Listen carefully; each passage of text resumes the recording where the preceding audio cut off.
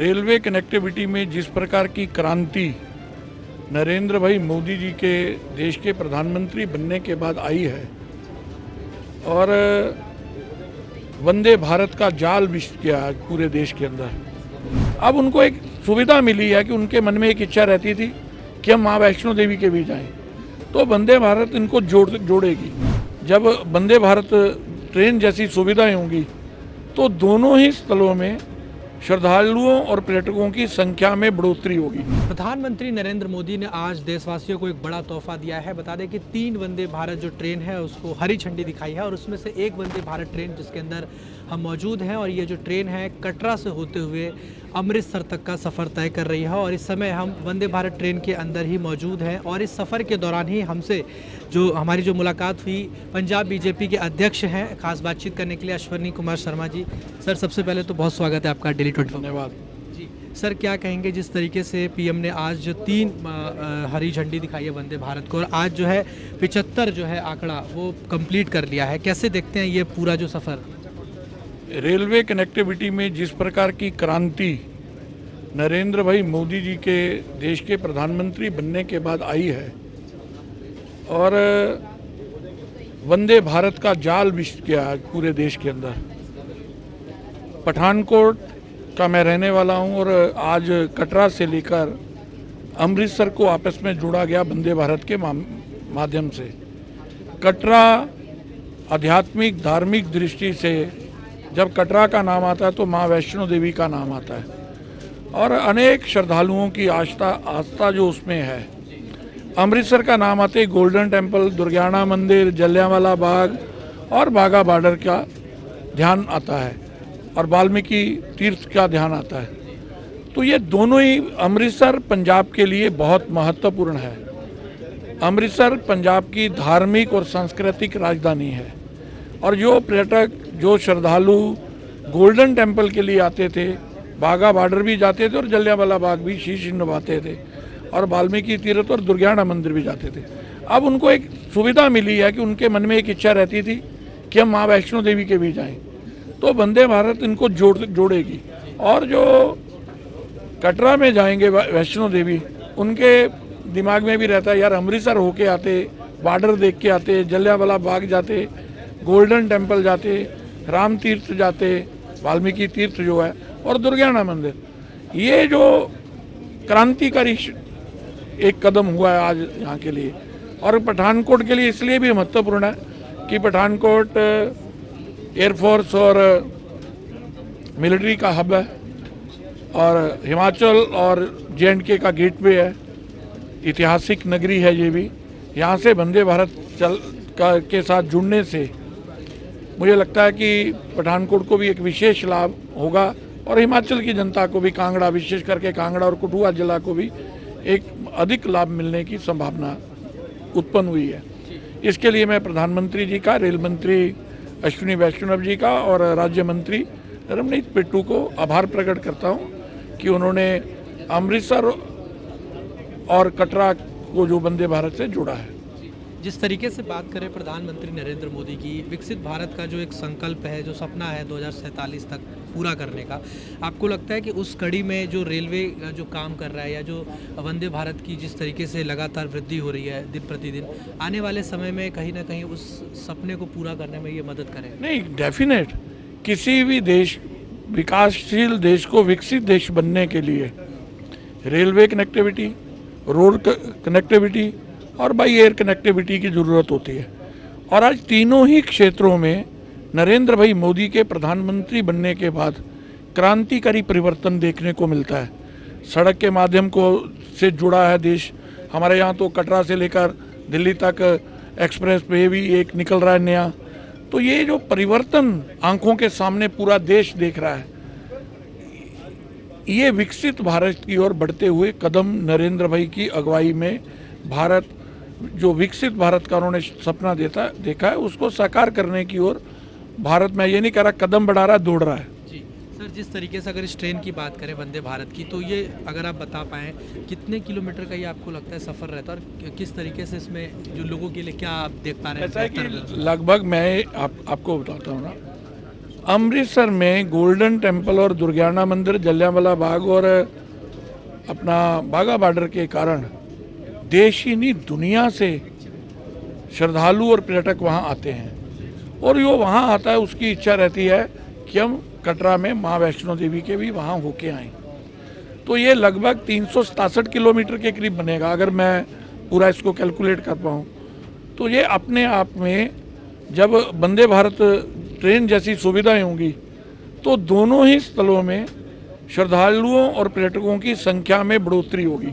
और जब पर्यटक की बढ़ोतरी होती है, श्रद्धालुओं की बढ़ोतरी होती है, तो वहाँ का बिजनेस भी, व्यापारी को भी उसका लाभ होता है। तो मुझे लगता है कि इससे दोनों स्थानों में आप आने वाले समय में श्रद्धालु बढ़ेंगे, पर्यटक बढ़ेंगे। सर, जिस तरीके से अगर बात की जाए, थोड़ी सी एक दो सवाल मैं आपसे राजनीति से जुड़े ले रहा हूँ। आप पंजाब बीजेपी के अध्यक्ष हैं। वर्तमान में भी आम आदमी पार्टी की सरकार है जो कि नशा मुक्त को लेकर दावा करती है कि पंजाब नशा मुक्त किया जा रहा है। शिक्षा हो, स्वास्थ्य हो, हर एक चीज़ बेहतर की जा रही है। बिजली, पानी, मतलब वर्ल्ड क्लास इंफ्रास्ट्रक्चर है। जैसे दिल्ली में शिक्षा क्रांति ला दी गई, वैसे पंजाब में शिक्षा क्रांति आ गई। तो नशे के खिलाफ एक विरुद्ध जो है नशे के खिलाफ छेड़ दिया गया है। कोई अधिकारी हो या कोई मंत्री भी, उस पर भी एक्शन लिया जा रहा है। भ्रष्टाचार को खत्म किया जा रहा है। इस पूरे अगर देखा जाए आम आदमी पार्टी की सरकार को पंजाब में, उसको आप कैसे देखते? नहीं, ये सरकार 3 मुद्दों पे सत्ता में आई। पहला एक मुद्दा था बेअदबी का, दूसरा था नशा, और तीसरा इन्होंने कहा था किसानों को एमएसपी हम लोग देंगे। लेकिन ये तीनों ही मुद्दों पे पूरी तरह से फेल हो चुकी है सरकार। आपने दिल्ली मॉडल की बात की। दिल्ली मॉडल का हाल दिल्ली वालों ने जो किया है ना, वही हाल पंजाब के अंदर आज चुनाव करवा लो, इनका होने वाला है। कारण ये है कि ये विज्ञापनों के आधार पर सरकार चला रहे हैं। और नशा मुक्ति की बात वो लोग करते हैं जो खुद नशे में रहते हैं। बेअदबी को वो लोग क्या इंसाफ दिलाएंगे जो श्री गुरु ग्रंथ साहब की हाजिरी में खुद नशे में धुत होके चले जाते हैं? उनसे क्या उम्मीद की जा सकती है?